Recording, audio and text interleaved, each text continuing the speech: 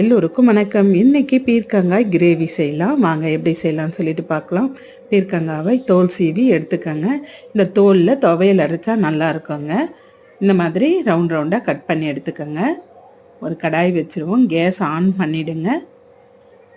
எண்ணெய் விட்டுருங்க. நம்ம வறுத்து எடுத்துக்க போகிற பொருள்லாம் பார்த்துக்கலாம். எண்ணெய் காஞ்ச பிறகு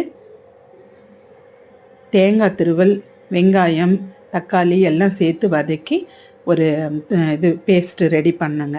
இப்போ சோம்பு 1 ஸ்பூன், சீரகம் 1 ஸ்பூன் போட்டு நல்லா பொரியட்டங்க. பொரிஞ்ச பிறகு இந்த தேங்காய் துருவல் கொஞ்சம் சேர்த்துக்கங்க. தேங்காய் துருவல் நல்லா செவந்து வரணுங்க. அது வரைக்கும் நல்லா வறுத்து கொடுத்துட்டே இருங்க.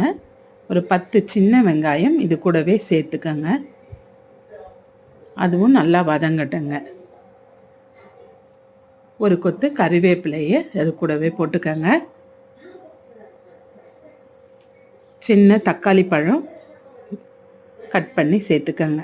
அதுவும் நல்லா வதங்கட்டுங்க.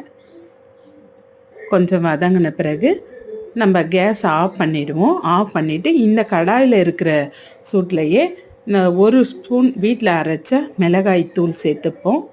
கரம் மசாலா கொஞ்சம் சேர்த்து நல்லா கிளறி விட்டு அது ஆறின பிறகு மிக்ஸி ஜாரில் போட்டு நம்ம அரைச்சி எடுத்துக்கலாங்க. இது ஒரு பக்கம் அப்படியே இருக்கட்டும். மிக்ஸி ஜாரில் போட்டுருவோம்.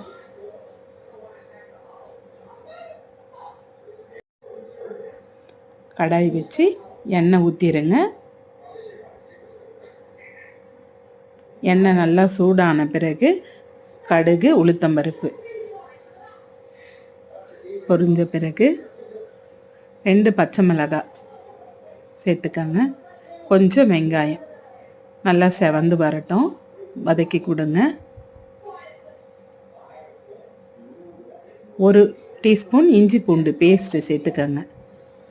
அதுவும் பச்சை வாடை போகிற அளவுக்கு வதக்கி விடுங்க. இப்போ கட் பண்ணி வச்சுருக்க பீர்க்கங்காயை கூடவே சேர்த்து வதக்கி கொடுத்து கொஞ்சம் மஞ்சள் பொடி, உப்பு சேர்த்துக்கங்க. அரைச்சி வச்ச இந்த விழுதை இதிலையே சேர்த்துக்கணும். நம்ம தண்ணி ஊற்ற வேண்டாம். இந்த மிக்சியை அலம்பின தண்ணியே போதுங்க. நல்லா கலந்து கொடுத்து உப்பு காரெல்லாம் பார்த்துக்கங்க. மூடி போட்டு மூடி விடுங்க. ஒரு 10 நிமிஷம் அப்படியே வேகட்டோங்க. 10 நிமிஷம் கழித்து திறந்து பார்த்தோம்னா எண்ணெய்லாம் பிரிஞ்சு வந்திருக்கும். கொத்தமல்லி தழையை போட்டு நம்ம கேஸ் ஆஃப் பண்ணிட வேண்டியது தான். நீங்களும் இதே மாதிரி ட்ரை பண்ணி பாருங்கள். உங்களுக்கு இந்த வீடியோ பிடிச்சுன்னா லைக் பண்ணுங்கள், ஷேர் பண்ணுங்கள், கமெண்ட் பண்ணுங்கள். மறக்காமல் என்னோடய சேனலை சப்ஸ்கிரைப் பண்ணுங்கள். தேங்க்யூ.